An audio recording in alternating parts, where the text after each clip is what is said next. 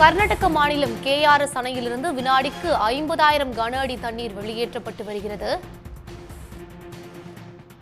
கர்நாடக மாநிலத்தில் உள்ள KRS அணையிலிருந்து வினாடிக்கு 50,000 கன அடியாக நீர் வெளியேற்றம் அதிகரித்திருக்கிறது. இதனால் அங்கு வெள்ள அபாய எச்சரிக்கை விடுக்கப்பட்டிருக்கிறது.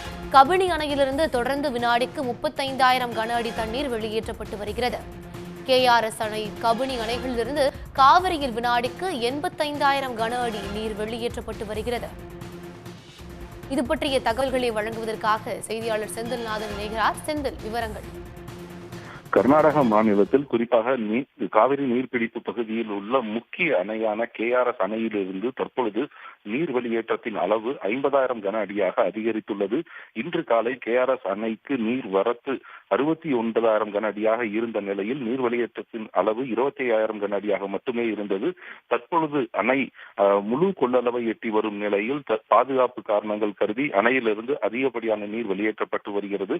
124.80 அடி உயரம் கொண்ட KRS அணையில் தற்பொழுது நீர் மட்டம் என்பது 122.70, அதாவது அணை முழு கொள்ளளவை எட்ட மேலும் 2 அடிகள் மட்டுமே எட்ட வேண்டியிருக்கும் காரணத்தினால் தற்பொழுது அணையிலிருந்து அதிகப்படியான நீர் வெளியேற்றப்பட்டு வருகிறது. அணைக்கு தொடர்ந்து நீர்வரத்து அதிகரித்து வரும் காரணத்தினால அணையிலிருந்து நீர் வெளியேற்றத்தின் அளவு மேலும் அதிகரிக்கலாம் என்று எதிர்பார்க்கப்படுகிறது.